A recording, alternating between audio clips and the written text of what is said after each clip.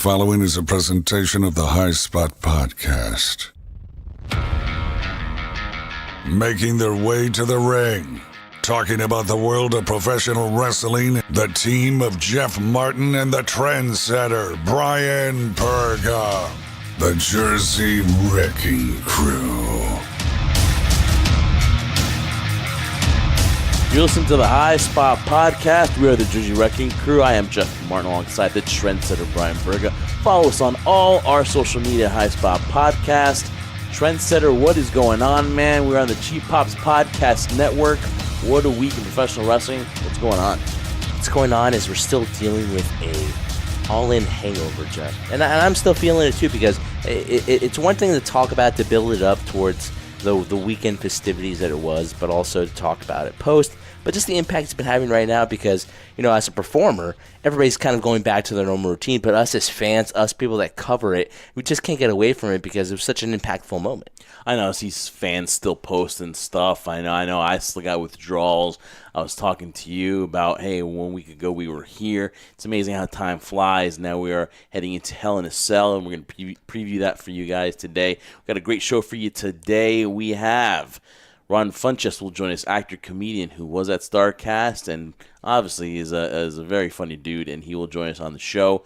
Got a chance to talk to him for a little bit, and also joining us is one of the guys that has created such a buzz for himself in the last few months, and that is Mr. Marco Stunt, Mr. Fun Size himself, who obviously made a name for himself at Joey Janela's Lost in New York, but also did a great job at All In the Over the Budget Battle Royal, and he's still creating that buzz. That's what it's all about, making a name for yourself, and he's taking advantage of that, and he's being booked everywhere. We're going to talk to him shortly, trendsetter, but lots of stuff to delve into. Going back now into the WWE, and we just came off Labor Day. Now we're heading into the autumn season. The fall season is upon us.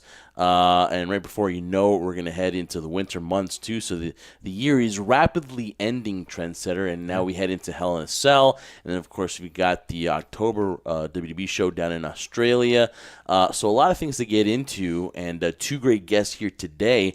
But I'm just wondering, off-randomly, is there anything that's on your mind, trendsetter, that we can talk about that is going into the WWE that you maybe kind of want to discuss? This is a free-for-all here. This is anything goes today. Anything that's caught your eye in the WWE right now? Well, what's caught my eye is probably last week, I believe it was last week, Shawn Michaels was there in the middle of the ring talking about how he was choosing The Undertaker because in Australia there's going to be a Super Showdown between The Undertaker and Triple H. Supposedly the last time, again, although it was the end of an era last time at WrestleMania, now it's going to be the final time these two will face one-on-one. And yes, The Undertaker is still wrestling, guys, and Triple H looks like he can wrestle for another 10 years. He just looks that good physically. But, of course, Father Time's undefeated, right, Jeff? So this most likely will be the last time these two will face each other in a ring. But it begged a lot of questions because when Shawn Michaels was talking and now came The Undertaker, which is a huge surprise to the crowd, the conversation, the way it flowed between the two of them, a lot of people are starting to speculate or starting to talk about how the fact that, first of all, Shawn Michaels looks like he's in great physical condition. That's without a question. And secondly, they talked about the way he was portrayed. It looked like possibly Shawn Michaels could be coming back for maybe a match or a series of matches. And it made me scratch my head because I didn't really pay too much attention to it. You've been looking at it more than I have, obviously. The last couple of Raws have been kind of tedious to deal with, and just picking out some of them, the highlights of the last couple of Raws, that kind of sticks out to me the most. The possibility of Shawn Michaels coming back. Now, we talked about it with Austin, for example. We've always wanted Austin to come back, and he hasn't. He's kept his word, and there's a particular reason why. Shawn constantly gets bombarded with the same question, and he gives his reasons why he wouldn't come back. But now, supposedly, the rumors are getting hotter. I don't know how legitimate it is or not, but I want to ask you, Jeff, is that something at this stage in Shawn Michaels' career, or in your mindset of a fan, is that something you'd want to see? Would you want to see Shawn Michaels come back for one more match or two? I have no issue for guys that want to continue to wrestle. It really doesn't bother me when people retire and then come back because we've seen it also in the entertainment world. We've seen it in the radio world. We've seen it everywhere. And, yes, you'd like to take somebody at their word, but people are allowed to change their minds. What I liked about Shawn Michaels was that as much as the fans wanted it, as much as everyone was yelling out one more match at all the Hall of Fames every time he's been interviewed, and the fact that he had that much respect for The Undertaker, that he was a man of his word, kind of moved past that for himself. At the end of the day, he comes back as a fan. Yeah, but the thing is, as a fan, you have to be realistic that this Shawn Michaels that you're getting, even though he is Mr. WrestleMania, he's maybe the greatest wrestler of all time, that, like you said before, Father Time stops for no one.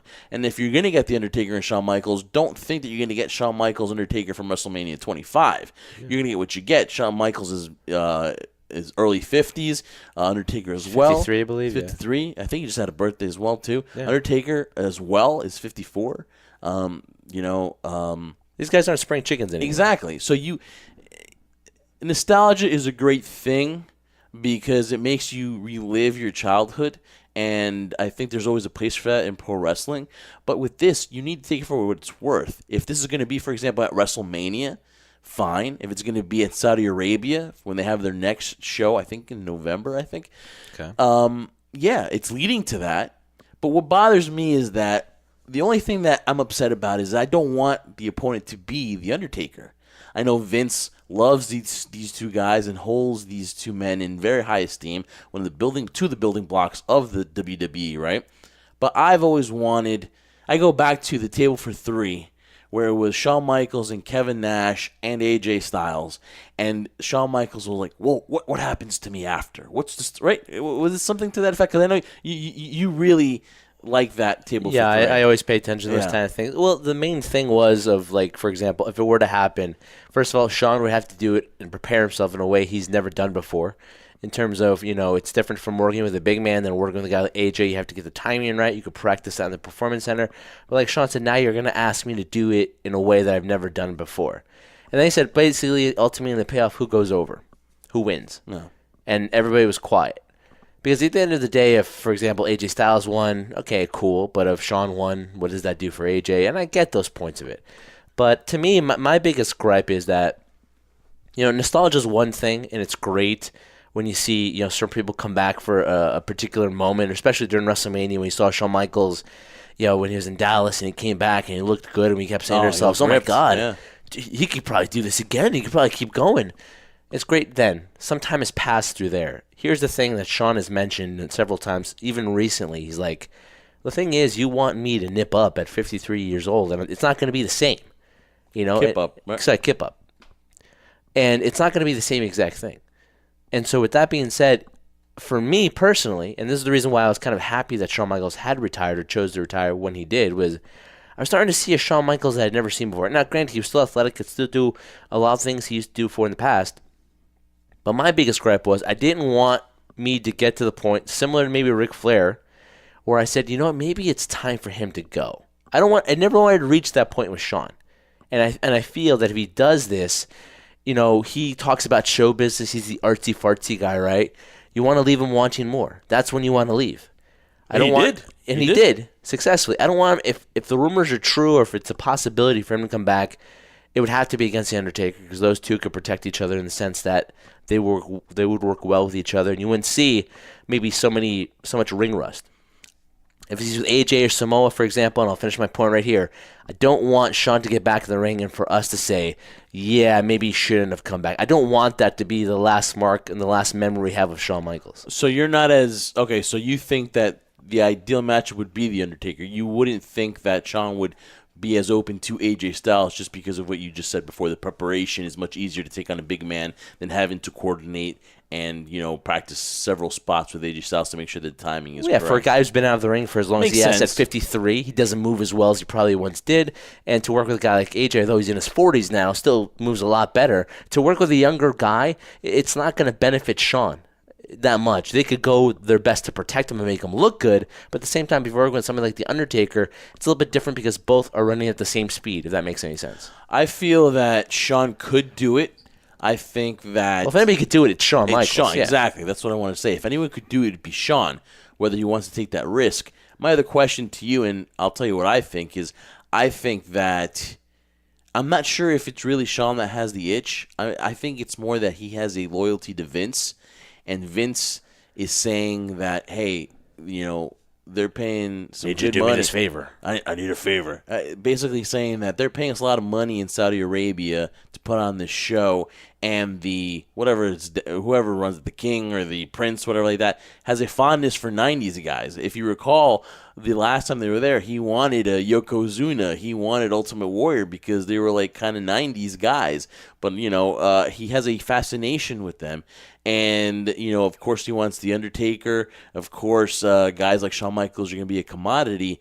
And I don't know, do you think it's more of a favorite of Vince, or do you think he really feels in his heart that he feels that itch that he wants to come back? Well, if I have only those two to choose from, I don't think it's because he has the or itch C. to... I don't know, Trendsetter, whatever you think. Well, I don't want to just limit you to those three things. Well, it has to be kind of limited because I don't know what C is. Yeah, I don't know what C or D. It's a little bit of both. Maybe a little bit of both, but if I have to lean in one direction, it might be Vince trying to say, listen, I need a favor from you. Can you please do this? And you would think, Shawn's biggest fault to himself, which he's mentioned several times before, is that, he's never done this for the money. He's the worst negotiator, and sometimes he does things when he shouldn't really be doing them, just the way he is. And so, I could see Vince somehow trying to convince, with all energy he has left, to convince Shawn, could you please do one more, or just do this, or let's do a stipulation. It doesn't have to be a match. It could be a fight or whatever the case might be, right? In terms of Shawn having the itch, he's mentioned, and I've listened. It's not just from what I hear him say, but when you hear somebody talk, for example, you could tell when somebody talks, oh, they're excited about something, or it looks like they're really into it. With Shawn, it seems like he's really made peace with all of it, and if anything, he's had more. The only itch he's had is more of the mental mentality of, it'd be a great storyline to do. But he's smart enough to know that, but ultimately it wouldn't work out physically because it's just not the right timing anymore. Also thinking about it, he's been working at the Performance Center a lot. And maybe that itch, working with the young talent like that, seeing them get in the ring, and maybe brings back that wanting to be in the ring. So I kind of believe, though, at the end of the day, I think it's more of a favorite of Vince, but I wouldn't think that would be the ultimate reason why. I don't think just because he owes it to Vince, he's going to come back and do something he doesn't want to. So I'm going to say, even though I did give you an A and B option, I'm going to say it's C, which is a little bit of A and B, but any other factors you think that would lead to Shawn Michaels coming back, or just at the end of the day, will you look forward to Shawn Michaels coming back? Now here, we're talking about the assumption that he would come back. Well, according to Barn Burner and company, Brad Shepard and company, and we, of course, know Brad and company, they're very reliable, very credible. It's not just even one match, Trendsetter. It's maybe one or two that could be in the future for Shawn Michaels. Maybe one at WrestleMania and maybe one coming up in Saudi Arabia. How would you feel if it's more than one time that we see HBK? Well, if it's more than one time, then I'd be interested in who the second one would be, because all things are pointing towards Undertaker, right? Yeah. In a sense. Who would that second one be? Maybe it's an AJ. Maybe it's something else we don't even know. Yeah. But when it comes to the question you're asking me before, or like we mentioned when I said, who knows how legitimate this is, and you're kind of backing it up with Brad, and he's pretty accurate in this stuff. But my mindset is, okay, he's pretty accurate, but how many times have we seen a scenario with, for example, Hell in a Cell, Randy Orton, Daniel Bryan, and Shawn super kicking Daniel Bryan? We thought, wow, that was going to be a match. And Shawn was more like, no, it was just a payoff for Daniel. It was never going to lead to anything more than just that. Shawn's great at using the fans' desire to want to see him come back and kind of gauge their interest, trickling that in, but never really fully committing to it, because it's more of just, I'm just giving you guys what you want to see, but ultimately it's never going to happen. So if Brad says it's going to happen, then I should take it at its word, and maybe now the legitimacy is more, but I see it leaning towards The Undertaker, if that's a possibility. Second or third possibly, I have no idea. It's up in the air, because I think it all depends, really, of what happens, that if he does come back for one more match, the outcome of how good it is will depend on whether he does a second or third. Yeah, and I totally believe, though, that if Shawn were to return, I think the ball starts rolling at Australia for the Super Showdown in October for the WWE, which is 3 weeks after Hell in a Cell. I think they get the ball rolling, too, because we saw Shawn a few weeks ago. Then Triple H just responded saying he's going to put Taker down. And now I believe that if the ball is rolling, we will see it start developing at Super Showdown in October for the WWE. So that's interesting, too. It's kind of been a lackluster couple of weeks. You think that WWE would realize, hey, this is our chance now to swoop in now. The fan has that that itch for wrestling after All In, but kind of Labor Day was kind of a blah, Raw and SmackDown, and of course what's keeps the fire burning in a bunch of fans is where they're going to go with the Charlotte and Becky Lynch. The conclusion of this matchup or the payoff could be at Hell in a Cell this Sunday. But what match? I think there's a long-lasting storyline though. Hopefully, between the two right? of them. Yeah. What match are you looking forward to at Hell in a Cell with this lackluster build? Let's say what match are you looking forward to at Hell in a Cell? Well, I got to be honest with you, besides Charlotte and Becky Lynch intriguing some of my interest in terms of storyline, there really hasn't been any storyline in WWE right now, whether it be Raw or SmackDown, that has really has got me invested into it. If I'm just looking at something in terms of that, I just want to see it again, it would have to be Samoa Joe and AJ Styles for the WWE Championship, though I wouldn't say I don't agree, because by not agreeing makes me think I'm a fantasy booker and I'm not, or I'm an agent, or I know what I'm talking about in terms of storylines. But this whole scenario with him and it being personal and talking about AJ's family, I just don't feel myself personally that storyline involvement in terms of Samoa Joe being very personal with AJ is necessary for these two to have a very great storyline or have something else be more meaningful that the audience can commit to. But ultimately, I'm looking forward to those because I think those two have just kind of scratched the surface. I mean, we've seen what they've done in the past. It's amazing. It's phenomenal, pun intended here, of what they've done in the past with each other. But I'm just interested to see where it continues because, for me, Jeff, I really, in my heart, I want the storyline to work so badly just because of the sour taste in my mouth that I got from the whole Shinsuke Nakamura AJ Styles experiment. And that not being as successful or not living up to the hype that we all kind of built up in our heads. I want this one to be just as successful because I want to showcase the fact that not only does AJ, and we know AJ is the workhorse, he's carrying that company on his back right now, in my opinion. But I want Samoa Joe to get that validation and that notoriety. He's one of the top stars in this business too. Agree with you on that point. I don't know if it was that overwhelming because I think that Extreme Rules match between Shinsuke and AJ kind of was the best match. So I think that it kind of salvaged the rivalry a little bit. But are you a little surprised that this matchup is not in Hell in a Cell? Because it's not, as far as I know, I don't see it being built. The only Hell in a Cell match that I see is Jeff Hardy, Randy Orton, and then, of course, Roman Reigns and Braun Strowman for the Universal Championship with Mick Foley now as special guest referee. 20 years of Hell in a Cell for Mick Foley. I don't see this matchup in a Hell in a Cell. If it's that personal, shouldn't it be in a Hell in a Cell? I think so too, and that's what I'm surprised too, that you're right. I still haven't myself seen the fact that this was going to be in Hell in a Cell. You like to think it's that personal, it's that bitter of a rivalry that both men want to take each other's head off. No excuses, let's lock each other up, not in a steel cage, in a Hell in a Cell, and let's finish this off once and for all. And that can kind of lead to the brutality of a guy like Samoa Joe he can bring to the table. Yeah, I'm surprised it's not in a cell. It should be like Lockdown that TNA used to have. Everything was in a cage. But at the same time, I understand the demographics of it. You would think Becky and Charlotte should be in a cage as well, but we'll see. I mean, not that anything can be changed nowadays, but you never know. They always flip the script somehow. But yeah, I'm very surprised it's not in Hell in a Cell right now. Guys, we give you this show every week on the Cheap Pops Podcast Network as well as Shining Wizards and B-Post Player Radio Networks. You can catch us also too on Apple iTunes. Leave a 5-star rating and review. Also, check us out on SoundCloud, TuneIn, Google Play, Stitcher, and Podbean. And Trendsetter, of course, that YouTube channel that we keep plugging. Talk about the YouTube channel. Yeah, guys, if you guys want to check out more stuff from the Adventures of the Trendsetter or the Jersey Rank Crew and what we've done, especially in our time in Chicago for All In, StarCast Weekend, Podcast Row, and also what I've done in terms of what I've covered for, AVN, and I'm getting rid of all those videos, guys, so you guys can see everything from Las Vegas building up towards November and the future of January and what I hope to do down the road with Jeff. Guys, go on YouTube and just type in the word High Spot Podcast. It's up and running. You got exclusive interviews with such stars as, we had former Cruiserweight Champion, WWE Cruiserweight Champion, Rich Swann, and just basically look at all the stuff and content we've put out for StarCast. We've done WrestleCon in New Orleans. Just great content, and obviously full episodes are being downloaded also on YouTube, so if you can't catch it on the various audio platforms, just go to YouTube and you can catch an episode of the High Spot Podcast.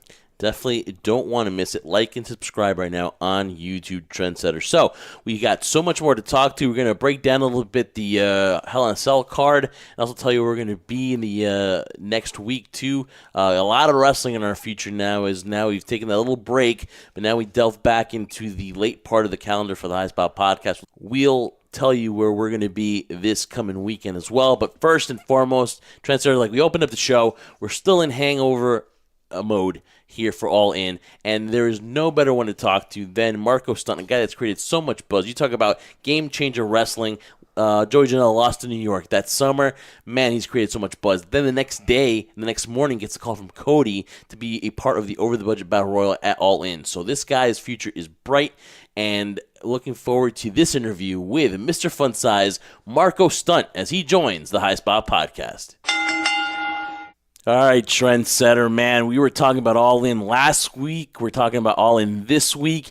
And the thing is, we still got a hangover, man. And I feel like we need to reach out to people that have been in All In. And when you talk about buzz, no one's created more of a buzz for themselves than this guy that we have on right now, Marco Stunt. Thank you for joining us on the High Spot Podcast, man. Dude, thank you so much for having me. Hey, man, listen. We get the time worked out. We have All In hangover, man. Do you still have that feeling? I know wrestlers kind of have to go to the next town. It's on to the next show. But are you still like reliving that in your head? Is it still playing in your mind? Every day, man. Every day. It's I don't know that it'll go away anytime soon right now, to be honest, just because it was such a historical thing. Not only for me, but wrestling in general, you know? It's just the experience alone was absolutely incredible, and I wish that was an every week thing, but unfortunately, it's not. Yeah, if it was an every week thing, it's Jeff and I wouldn't be able to survive. Yeah, man, we get emotionally spent just by watching you guys. Talk about the whole process, and you get to the event, you get to the arena. Obviously, it's probably it is the largest crowd you've ever performed in front of. Just go back to the day of, and just your emotions, and then finally going out there for the Over the Budget Battle Royal. I woke up Saturday. I slept in actually Saturday because I didn't go to StarCast that day because I was pretty burnt out. I'm not gonna lie, just because it was a lot of energy and stuff that was being taken from me. So I wanted to save that, for All In and stuff. So I get to the building and my buddy's with me and I wasn't thinking about it. And I knew he couldn't get in. So we walk all the way back to where they're letting everybody in, and they ended up giving me my press pass or whatever, not press pass, but my, whatever those things are called. And my buddy had to leave, and so he got an Uber back to the hotel, which sucked for him. I felt real bad. But then I walked in, and when you walk in, you make an immediate left, and you're walking behind the stage. So the stage is on your right as you're walking towards the locker room. And I just happened to see all the seats from where I am. And my heart starts pounding just like crazy. But I walked back to the back of the locker room and stuff, put all my stuff down, talked to everybody. And then I ended up walking out into the arena. And that was unreal just because the setup is just incredible. It's gorgeous. I didn't expect that at all. I don't know what I was expecting, but I wasn't expecting that. But yeah, the butterflies were there for sure. And then later on that night, or later on in the day, I guess, I walked down the ramp for the first time, and that was really cool. I got to see a whole bunch of stuff that I'd never gotten to see before, like production styles or the way they do production stuff. That was really cool. And then finally it was time for the show. And I was real nervous. But they sent us on, and Colt Cabana was in front of me. And so he walked in, and then I walked up behind him, and as I'm telling you this, I'm watching myself walk up the steps, in my head. And all of a sudden the cheers come, and my mouth drops, and I can't stop smiling, and I've got more chill bumps than I've ever had in my life. But really, walking out there was a surreal experience, just having everybody there and realizing what you're doing. You know, it was just all hitting me. Yeah, And especially at 22, right? Because you don't at that age. Sometimes you're still on the independent scene. Maybe you're signed to the performance center, but at an early age, and then performing, for maybe 100 to 200 people. Sometimes, once you take a look and you're in the ring there and you're in action, you gotta, I guess, take a chance and look around and be like, wow, there's like 10,000 people here. Yeah, that was me on while I was walking down the ramp. I was just looking around. I was like, oh, my God. I was like, what has my life become? But, I wouldn't trade it for the world. Well, it became something pretty good, Marco.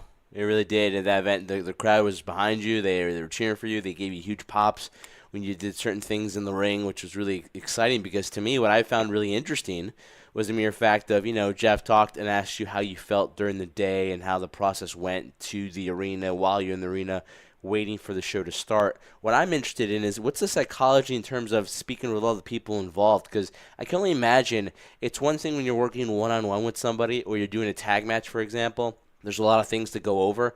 But when you're doing a battle royal, there's got to be so much chaos in terms of so much stuff you have to remember of certain places you need to be at a certain time. What was the communication like in terms of amongst all the competitors that were in the battle royal? Dude, actually, it was super professional.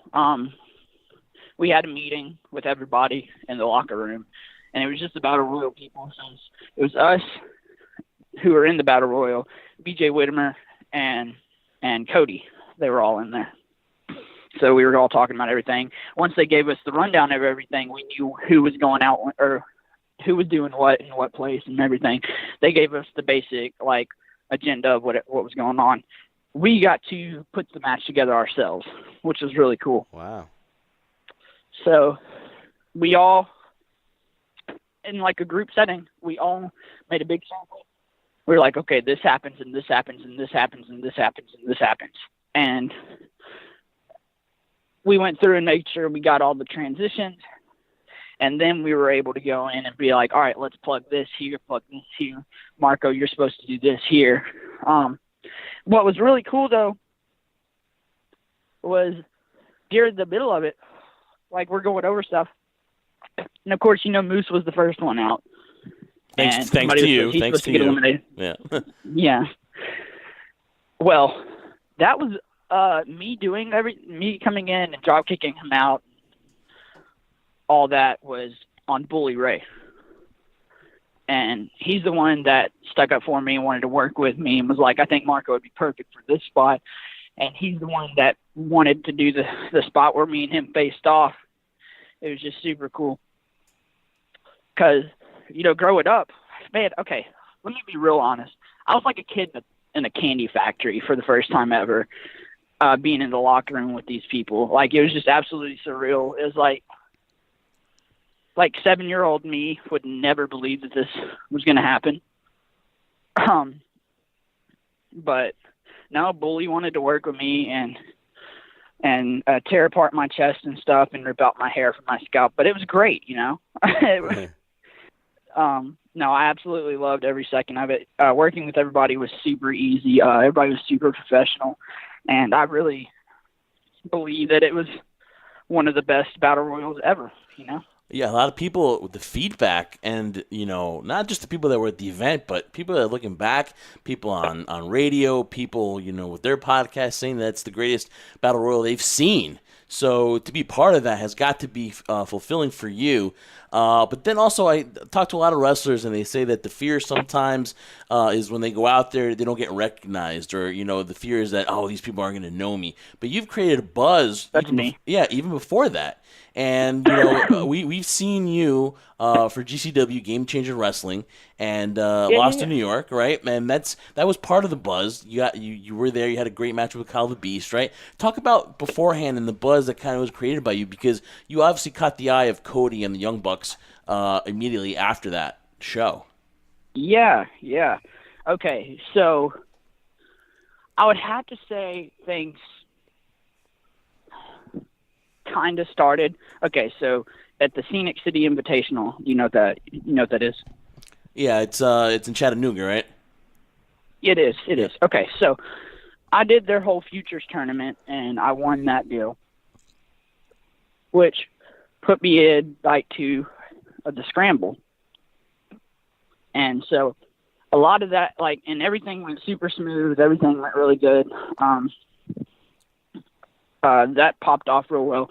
I had about 500 followers. I jumped up to about 830, you know? Yeah. That was cool. Brett from GCW had actually contacted me before SCI, though, while I was on vacation. And he actually hit me up, not for Lost in New York, but for the Live Fast, Die Young that we're doing later on in 2 weeks, I guess. Yeah, in Asbury Park, right? And or next week. I guess it would be next week, wouldn't it? Yeah, Asbury Park, New Jersey, I believe. Yep. Yeah, I'm super excited for that. He actually contacted me for that show. So I was like, yeah, of course, I'll come do it. And then he hit me up a few days later and was like, hey, would you like to come do this? Would you be able to make it to New York, is how he put it. And he told me everything that he wanted to go on. And I'm not going to lie, I was kind of skeptical at first because, you know, I don't know why I would come in through the crowd, but I thought about it and I was like, you know what? Nobody's going to know who I am there. It's a new environment, new people. Why not?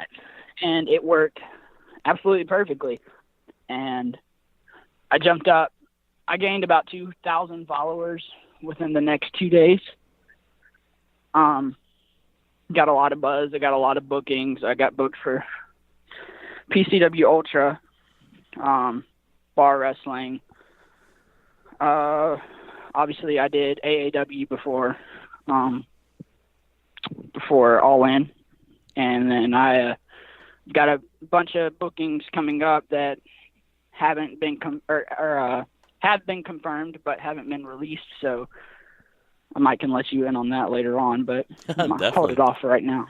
Definitely. It's pretty awesome, Marco. I mean, that's I'm sorry, go ahead. Yeah, no, you're good. I was gonna say but after that night, that's really what happened. That's what happened with the pop-off was Lost in New York. So I give credit to them for sure because I woke up Saturday morning with a text from Cody Rhodes. So like, it was pretty surreal. It's not just surreal. That's pretty awesome. If you ask me, Cody texting me, and I probably have to double check the numbers. Like, is this a rib? Is somebody ribbing me right now, thinking that this is actually Cody Rhodes texting me? But that's pretty cool. I mean, you kind of talked about, you know, after certain events occurred, you get a certain amount of followers following you, and starts growing and growing. Can you talk to me a little bit about in terms of your social media and how important that is right now nowadays, especially now with the business being so interactive with distributing content and obviously going out there and gaining and branding yourself with things like Twitter, Instagram, stuff like that, and using YouTube to kind of promote yourself and distribute your content to other promotions. How vital right now is it for you as a talent to use and take advantage of that to build your brand up? Okay, so I live in Mississippi, and I started wrestling in Mississippi in the Memphis area because I live in North Mississippi, around the Memphis area. And around here, nobody uses social media like to try to boost themselves or like use it to their advantage, you know, and try to get their name out there. So I had no clue how to do any of that.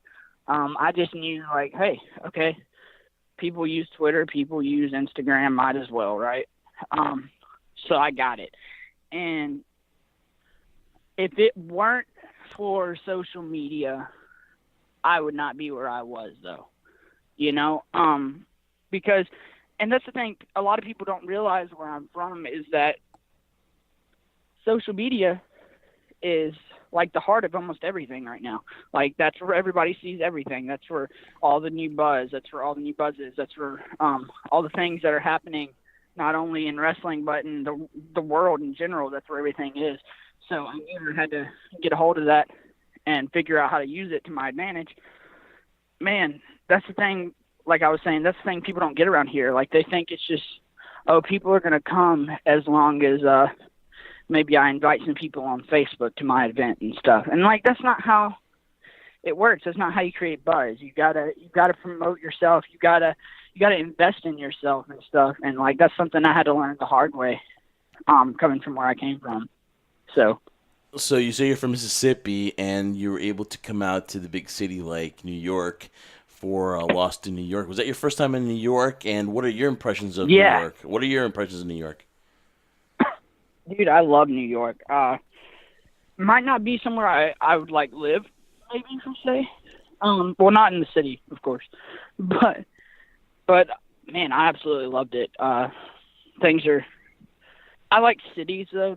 That's my thing. I really like being in the city. Mm-hmm. So I love being able to see around Times Square and stuff. And the pizza's incredible there.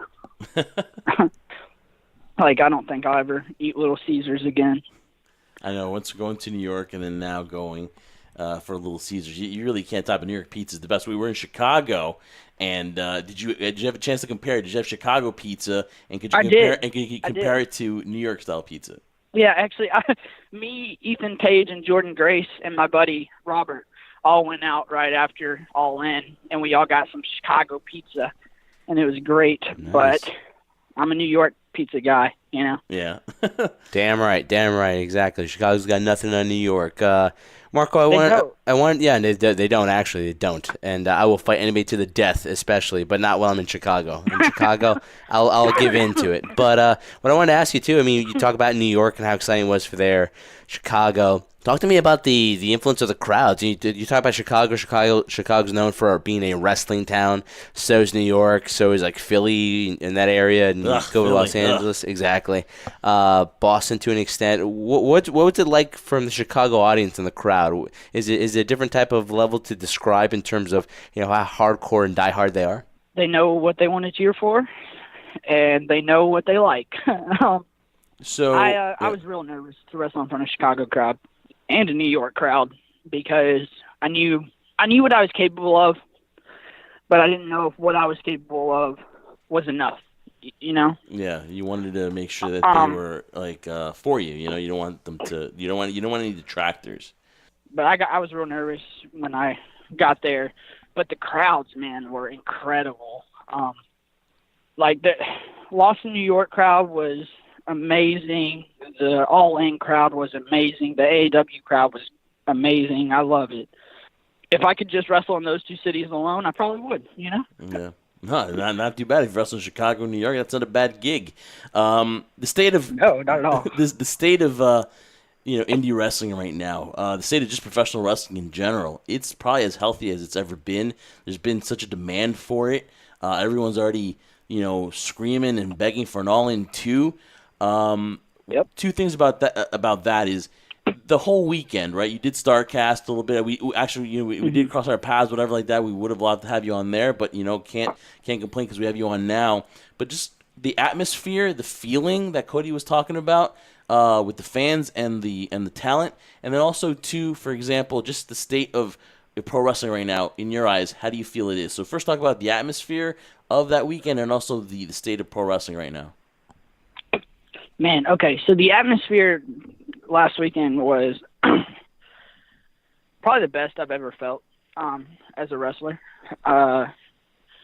Just because everybody was there for one solid reason, and that was to enjoy wrestling. There was no real negativity. There was nothing real weird there that went on, caused drama or anything. It was just like one big wrestling family with like thousands and thousands of people.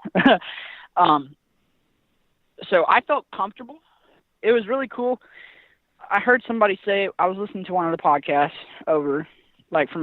from All In, or StarCast, I guess, and somebody was talking about you'll just see random people, and then like some wrestlers just walk through randomly, and it's cool just to have that environment of where it's normal to just be in that environment. I'm trying to think of how to word it because I can't.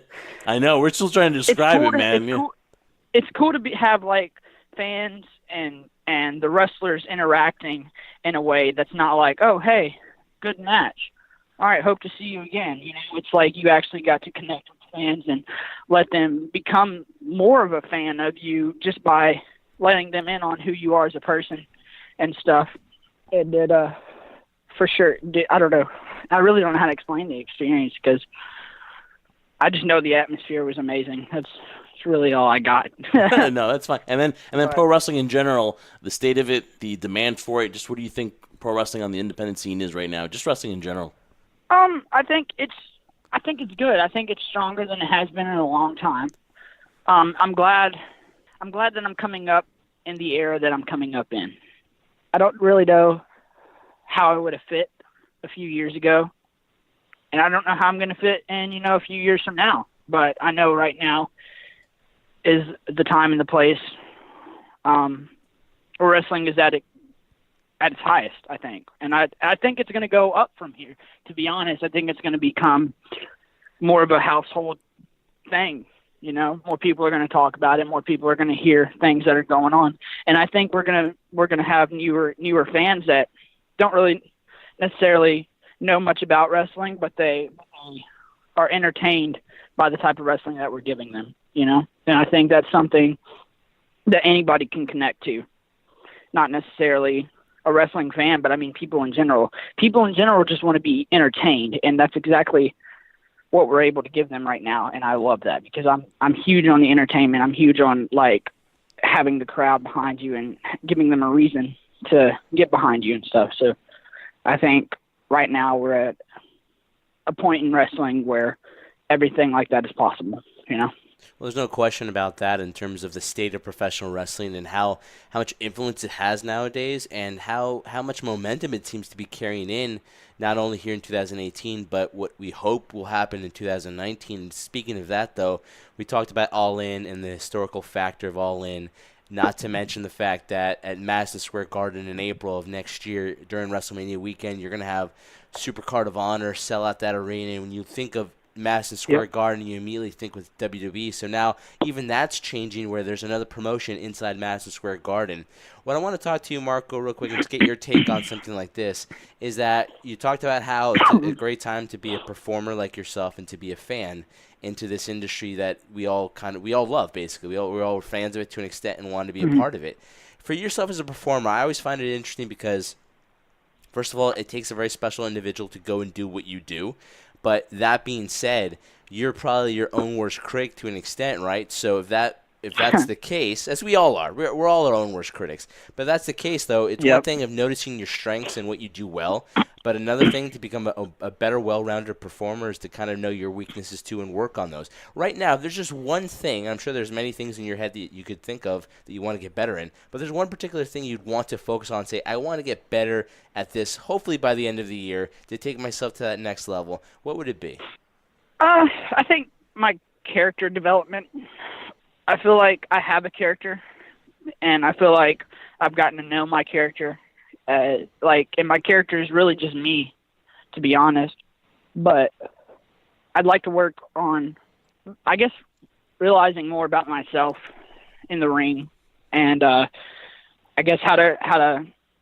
My mind just went blank, dude. I'm so bad about talking. That's all right, dude. I mean, like I said, it's hard because you said remembering promos. That's one thing that Marco Stunt will work on in the year 2018. Okay, so remembering lines and working on memory is one thing that Marco promises he will get better at the next time we have him on. Final one for not me. only him, me too. Yeah, final one for me, Marco, is Mr. Fun Size. That name can be taken in so many ways, which is awesome in case the wrestling career doesn't work. Mr. Fun Size can definitely, especially with Blue Chew being a sponsor everywhere now, you never know. But you are, without a doubt, the quintessential underdog. Everyone's going to root for you. You are the face. Obviously, if you wanted to, you could also be a heel because of your stature. What do you feel you bring to the table as an ultimate underdog? What do you think? Why do you think people have maybe grown to root for you a lot recently? What has it been? What's been that factor? I think it might actually be my size, because I don't want to say it's easier for me to get sympathy, but how about they can relate more to you, right? It's definitely an advantage. It's definitely more an advantage. And I feel like people can look at me and be like, well, hey, this kid is living his dreams regardless of what anybody else is saying. And I think that's super cool too, because I had countless people tell me that I wasn't going to do anything with this, that I wasn't going to succeed or anything. And, you know, I feel like people relate to that because every day somebody gets told they're not able to do what they want to do, you know?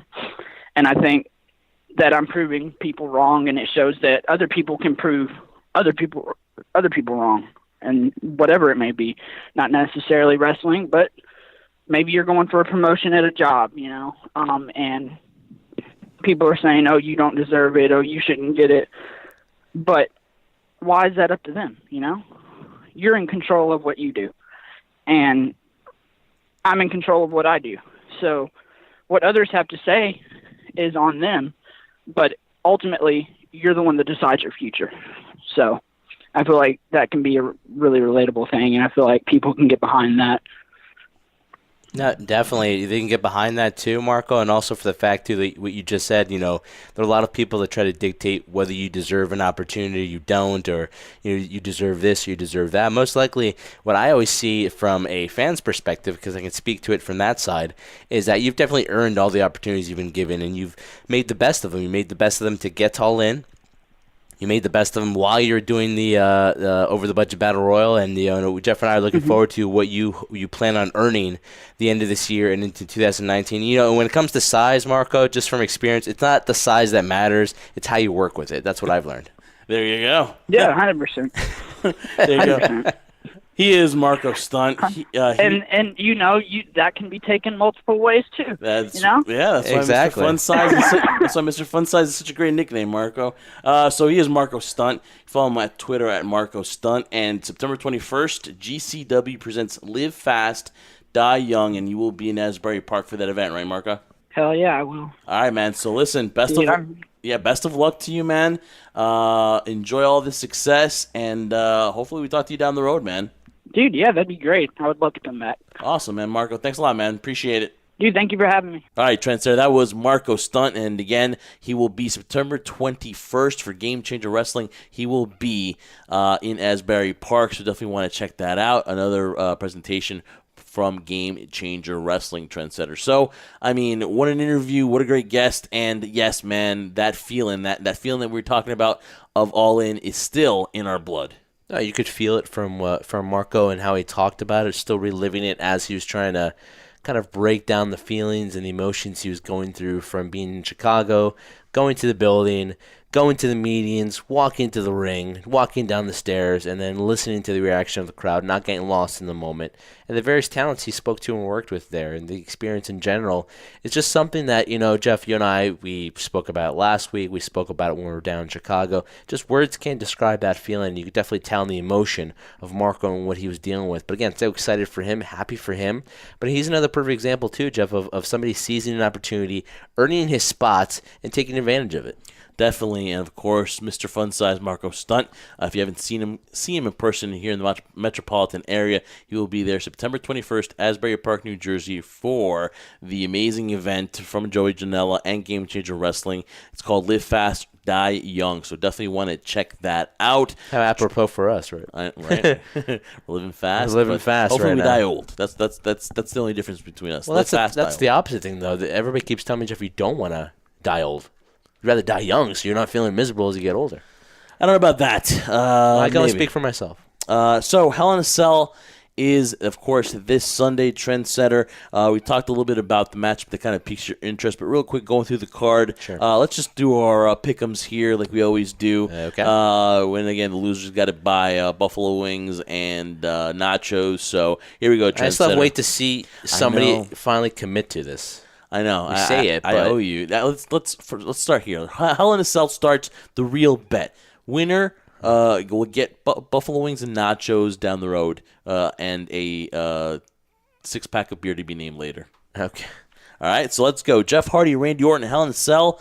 Your thoughts? I got Randy Orton going on this one right now, and I just feel the storyline's leaning towards that direction. I will go Jeff Hardy. I'll just think that Randy Orton does something. I think they would have built him up this much for him to lose to Jeff Hardy. I mean, it wouldn't surprise me, but yeah, and I'm just gonna go. I don't know. It could be, something that leads up to a longer story feud here. Maybe Jeff Hardy gets the best of him so far because Randy's kind of gotten the best of him a little bit. Maybe kind of Jeff Hardy comes out victorious here, leading into something later on. But I'm going to go Jeff Hardy. Dolph Ziggler and Drew McIntyre, the brand new Raw Tag Team Champions against Seth Rollins and Dean Ambrose here. Your thoughts? I'm going to go Ziggler and McIntyre. I'm going to go Seth and Dean kind of have a little altercation, and it starts, to me, the turn of Dean Ambrose on Seth Rollins and his mates, The Shield. Well, I have Ziggler and McIntyre in this one, too. I don't know if that's where I'm leaning towards in terms of why it doesn't happen. Kind of like we talked about with Randy Orton and Jeff Hardy, I feel like there's going to be a while where they're chasing him, but yeah, I mean, that's a possibility where Dean can actually turn. I think the Shield reunion will be something very short-lived. Yep. Yeah. All right, we got Daniel Bryan and Brie Bella, Brie Mode against The Miz and Maurice here in a mixed tag team matchup.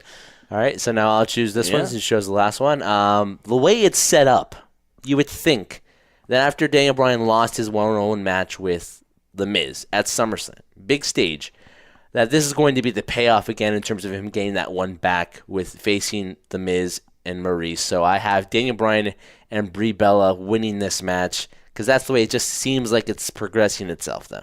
See, I have this program continuing further, and I think that The Miz and Maurice are going to further antagonize Daniel Bryan and Brie Bella, and what better way than to beat both of them? So I think that this rivalry continues. Whether it continues into WrestleMania, I don't know if it'll go that far, but I think it does. It looks like the plan is for it to go further than the payoff here at Hell in a Cell. So I'm going to go with The Miz and Maurice. So you're banking on building the frustration more for Daniel Bryan, where this leads into WrestleMania. Yes, I truly believe. I don't think Daniel Bryan has to take the loss here. Okay. I think Maurice could pin Brie Bella, but I just believe that The Miz and Maurice are going to continue to antagonize the couple. I'd be interested to see how much Maurice is going to work, because last WrestleMania, or a couple WrestleManias in Orlando, 2 WrestleManias ago, she didn't really work that much in the ring. She was coming back against Nikki Bella and John Cena when they were a couple back then. So I still have yet to see Maurice in the ring kind of go back to the form she once was. Yeah, that is a good point there, Trendsetter. Charlotte and Becky, this is probably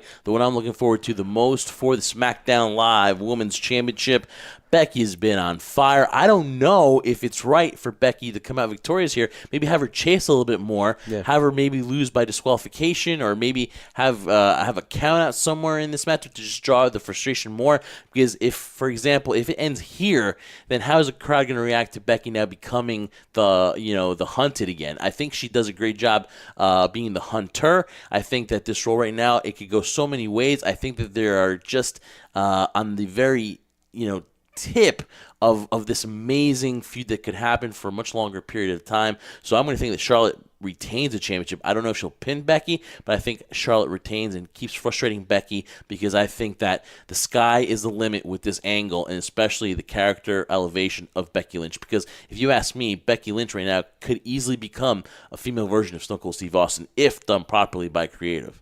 Yeah, if done properly, and that's what you've been hearing too about Becky Lynch and comparisons to Stone Cold Steve Austin and this new character, this new personality she's been showing on TV. I would agree with you, Jeff. I see Charlotte coming out victorious here. In what way, I don't know, but she just comes out victorious and just building this right, because at the same time, if Becky were to win it right away, it looks bad both on Charlotte and Becky, and then you put your hands up and figure out, all right, where do we go from here? So I think a long build, a chase here is definitely in the works. In terms of the biggest payoff is when Becky finally gets her hand raised and makes Charlotte's life miserable. But yeah, I see Charlotte coming out victorious in this one. The SmackDown Live tag team titles on the line as Rusev Day now will challenge the New Day. Rusev Day comes with a very impressive win against Cesaro and Sheamus. Your thoughts on this matchup? Like in Rusev Day, like the fact that they've made something out of nothing and really have gotten the crowd behind them. But unfortunately, I don't see it panning itself out into anything in terms of reward as the tag team champions. So I see New Day winning this. I still think they're trying to reestablish dominance, which they once were. So if it does happen in the near future, it'll mean so much more. But right now, I got New Day winning. Yeah, I mean, I would love to pull for Rusev Day here, but the only thing that would do is just have the crowd pop. I don't know if there's a future.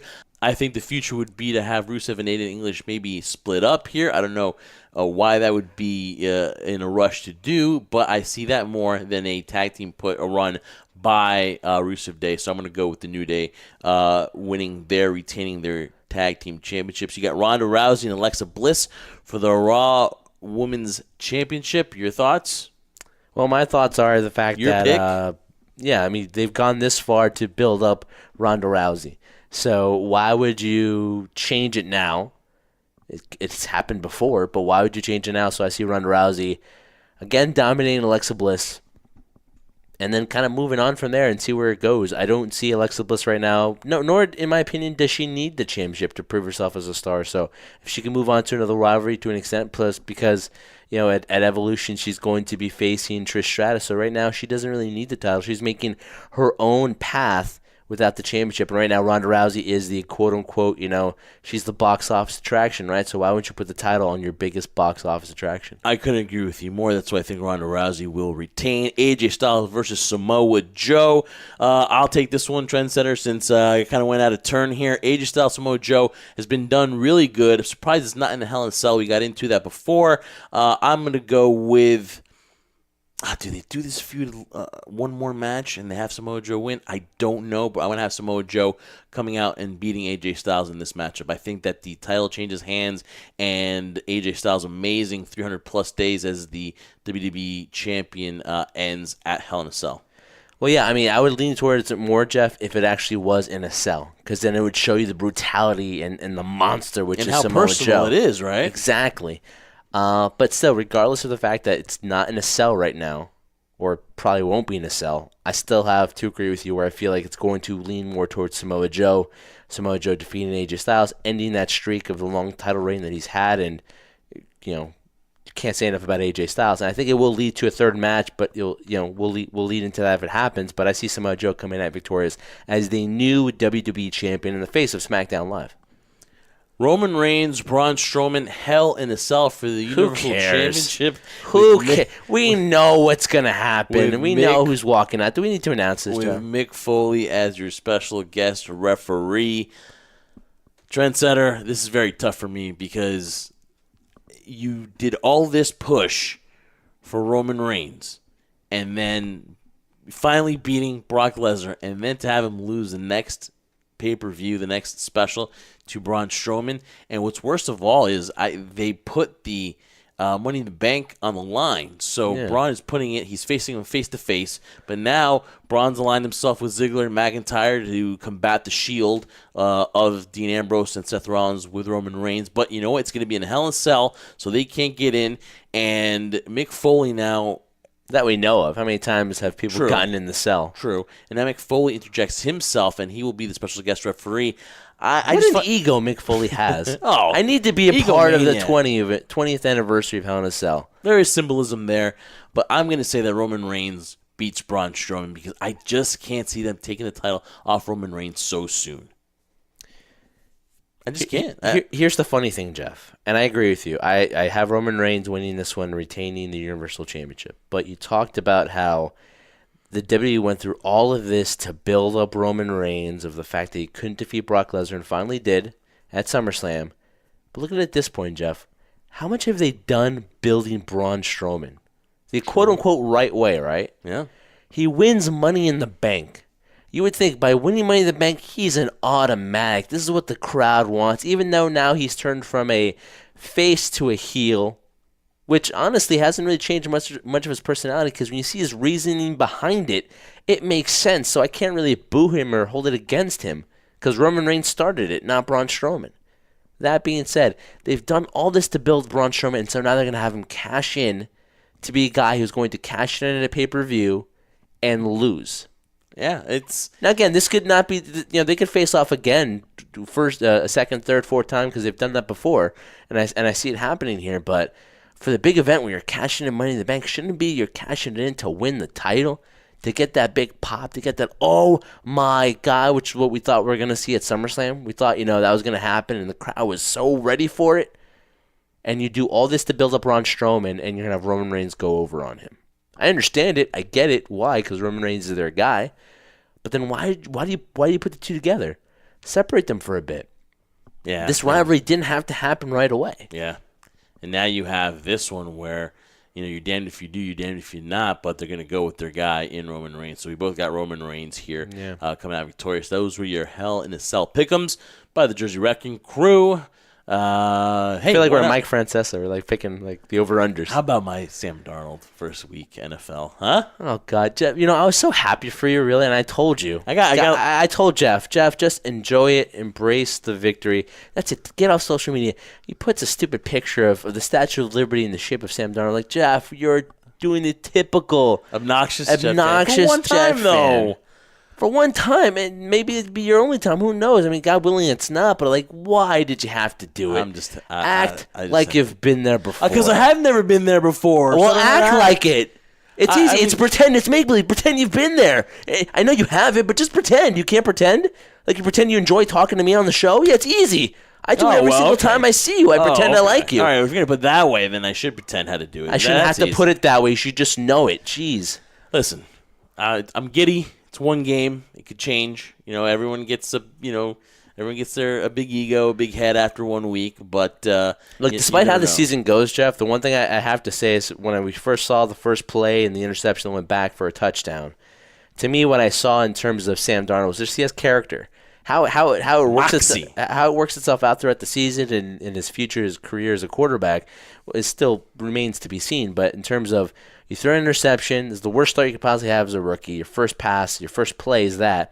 And you come back and you settle down and you start focusing in. So it just gives the right mentality in terms of the team, the organization, that you know what? Despite anything, we're going to ride this thing out. And I think Sam Darnold has those characteristics where, he still hasn't received the media scrutiny yet, but at the same time, I think he's mentally tough to deal with it. I think he's mentally tough. I think they showed a lot of character, like you said, a lot of leadership after throwing your first pass as a pick six and then coming back and leading the Jets and playing so well. I think it's a great job. But listen, it's game one. One can dream. I really finally believe that we have a quarterback. But listen, I've been burned. And for the Giants, they got a glimpse of what their running back can be. Barkley, I think he's an explosive guy. Yeah. Now, again, Jeff, the longevity of a running back is a lot shorter than a quarterback. But at the same time, if this is just a glimpse of what he has, it depends if the team can be better around him. But I think all teams address their needs right now, at least at this moment. Totally agree. Looking forward to, again, week 2 of the NFL season. NFL is back, baby. All right, Trendsetter, that Hell in a Cell Pick'em has been brought to you by Collar and Elbow is apparel brand founded by Al Snow, mixing wrestling passion with street fashion, from cool-looking headwear to great-looking men's and women's shirts. Check out their entire now winter fashion line by going to collarxelbowbrand.com. Save 10% on your entire online purchase just by entering promo code HighSpotPodcast, all in caps. Trendsetter, if you go on there right now, a lot of the winter clothing is out of stock. That's how popular Collar and Elbow has become. I believe it, man. It's like some of their stuff. Like I'm wearing a cap right now, a baseball cap of it. It's very fashionable. Huh? It's very comfortable. It just works. So great credit goes out to us, knowing the people that create the merchandise. Because it's one thing if calling yourself a quote unquote wrestling style company, but you can wear it with anything.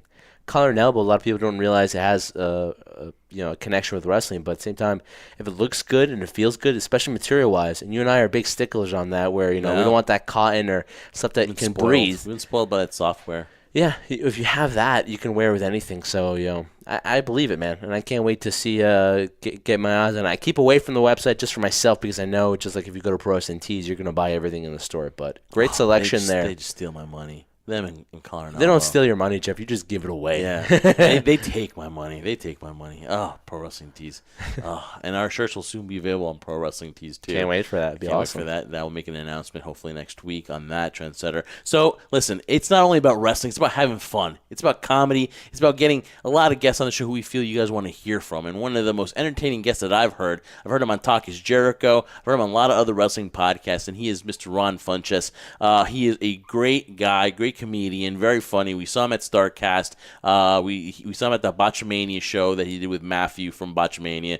Very funny guy. Was gracious to give us a few minutes of his time on Podcast Row at StarCast. We talked a little bit about All In, talked about the atmosphere, talked about pro wrestling, and talked about his brand new podcast that he has. So without further ado, here is Mr. Ron Funches on the High Spot Podcast. Our High Spot Podcast is here. Buffalo Wild Wings Podcast Row, StarCast 18. Ron Funches joins us here at our table. Thank you so much for coming on. Thank you, and thank you, Buffalo Wild Wings. What an amazing! I go for some right now. Actually. I know. Yeah. What an amazing time it's been here. You killed it at the roast of Bruce Pritchard yesterday. You. It was amazing. We saw you with Matthew Botchamania. That was amazing. Talk about all the festivities here, and you as a fan, how much you've enjoyed it. It's amazing to me. It's a beautiful thing as a fan to just come here. I was planning to come here regardless if I was doing any shows or not, but to be able to work this event and being the first year of it and just being such a fan of wrestling for such a long time, for them to like accept me and what I do, which is not wrestling at all, but still be like, hey, you have a place here and we could use you and you'll be helpful. It means the world to me to just hang out and see the Bucks or see my buddy X-Pac and just be like, okay, these are my friends now, and that's really, really fun, but I'm still a fan and still a mark, you know. Being a fan and being a mark, which is something that was always negative, I take pride in it, that we're all marks. Yeah. But at the same time, you look at this now in the events and the festivities, but also you see the fan interaction, how excited they are, as you can tell, because you're a fan as well. What does that say in terms of, it's probably the best time in day and age right now, maybe back towards the Attitude Era, to be a fan of professional wrestling? I think it probably is the best time to say. There's so many different viable options to watch wrestling. If you're a big WWE head, there's so many hours to watch there, and if you're not in that, there's a whole nother world. I mean, I last month I didn't think I watched any WWE at all. I was just watching the G1 the whole month, and that's all I needed. It was so much.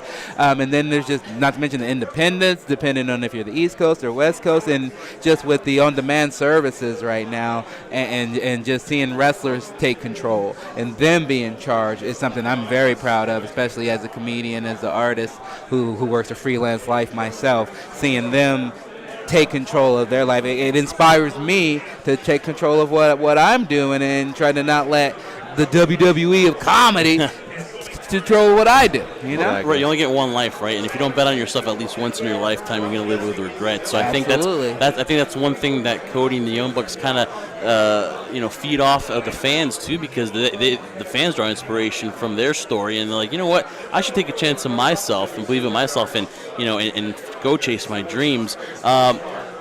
Conrad has put on an amazing experience, because it was supposed to be just All In and maybe something before that, and it's become like this fan fest. And it's the WrestleMania of independence here right now, and without it, what I like is normally when you see something like this, it's in like conjunction with a WWE event. Like everybody's doing things off of WrestleMania, or now they're all doing a bunch of things off of SummerSlam, and it's kind of like a parasite relationship in that way, where you're living off of the big fish, Here it's just like they're the big fish, and they still packed out a full weekend. It's amazing. It's beautiful. Now, if you had to pick one match on this card, I mean, it's amazing that this place got sold out in less than 30 minutes before there was a match announced. Yeah. What match are you looking forward to the most to watch? Of course, Kenny and Pentagon. I mean, Pentagon's one of my favorites the last few years. Of the last few years, he might have been my favorite. And then Kenny is the world beater, so I want to see that, sure, but that's the easy answer. So I'll give you a secondary answer, which is probably, I would love a Chicago street fight. I'm from Chicago. I grew up here. I have fond memories of seeing street fights with the Nasty Boys and things of that nature. And so Joey Janela, Heyman Page, who are both killing it right now. I think they're going to tear the house down. And I think we know that a Chicago street fight, you can't compare that with a Philly street fight or a New York street fight. Chicago street fights, match or nothing. There's something different about Chicago. Chicago street fights can go anywhere. I want to see them out there on Lakeshore Drive. One final one for me. You will be also, not only that, so you're taking All In, and then you're going to get to go on a cruise, the Jericho cruise, which we're going to be a part of too. We're going to be there, and looking forward to that event. Talk about that cruise, and are you looking forward to being there, and then of course performing there on a cruise? How awesome is that now Chris Jericho is taking all of this and putting it at sea? Put it on sea. Yeah, he's like from land. Yeah, let's attack the sea market. Let's do it in a hot air balloon next year. It isn't far-fetched, believe it or not. We're laughing about it. Jericho, if it's possible, Jericho will do it. If he's like, if we can do this in the air next time. You know, Let's do it. Let's do it in the jet. I'm excited about it. It'll be my first cruise in general, and just the chance to hang out with wrestlers and fans for a few days and just relax. I hope I can sneak all my drugs on. That's my only concern, because I'm not coming without them. But I'm really excited for it. I can't wait.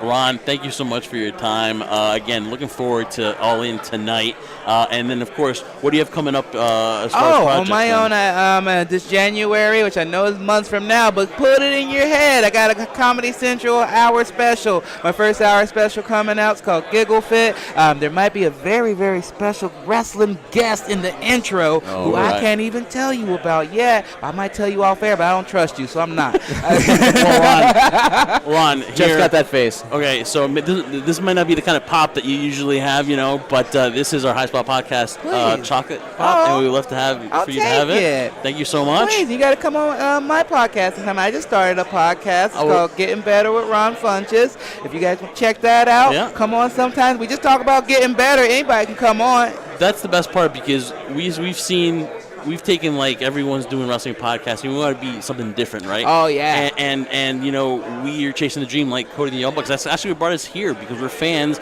and it's inspirational, too. And your story as well, you were mentioning it, too, that, all the weight loss and how hard you had to work for that and stuff. So that's just all inspirational, too, and we love to be on that show. Thank you. Please, Ron, appreciate it. Thank you so much, Much man. respect, buddy. Thank you so much.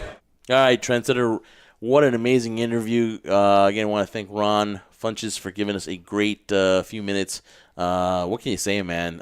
Just an awesome dude. Definitely an awesome dude, but also, talking to him, and again, we spoke to him about the significance of just the events that were occurring at that time in Chicago for All In, StarCast Weekend. We're on Podcast Row. You could hear the energy of the crowd as they were lining up to see their favorite superstars, and just the energy in general of something that was pretty special. So, yeah, it was great talking to Ron. Very funny guy. I like the way he approaches his comedy, because there's some people that, they go through the comedy. I'm not an expert, Jeff, but sometimes they go for low blows, or they go for stuff that's kind of already there. Ron is very creative in terms of his comedy, and he kind of pokes fun at himself too and laughs at himself. And I think that's the biggest indication of a comedian, when you can laugh and joke about yourself more than anything, rather than picking on other people.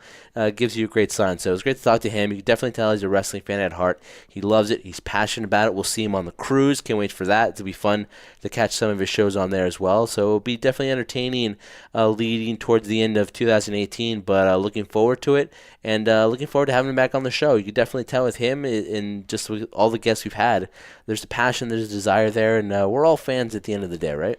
Yeah, man. So, again, thanks to Ron Funches. Again, StarCast, Buffalo Wild Wings Podcast Row was amazing. And, again, we all have that hangover, and we talked about at the beginning of the show. But, man, what an amazing guest list we had today. Marco Stunt, and, again, actor-comedian Ron Funches on the High Spot Podcast. I'm telling you, everybody, try to top these guests, and you will fail miserably. So, again, Trendsetter, got a great week of wrestling coming up this weekend.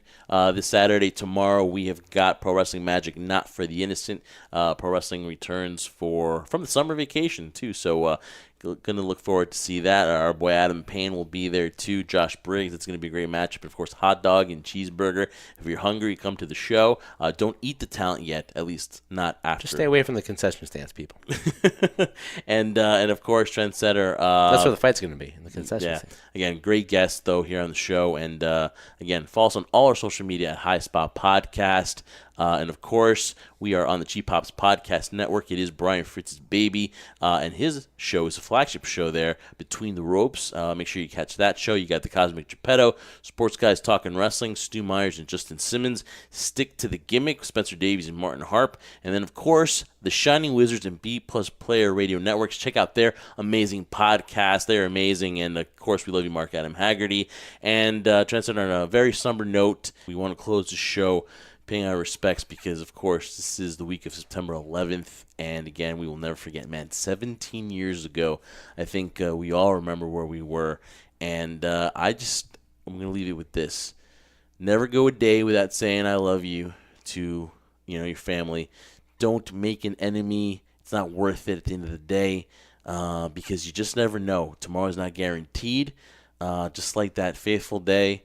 17 years ago. You just never know, and you'd rather leave it on good terms with everybody because life is not guaranteed. You're not guaranteed the next day.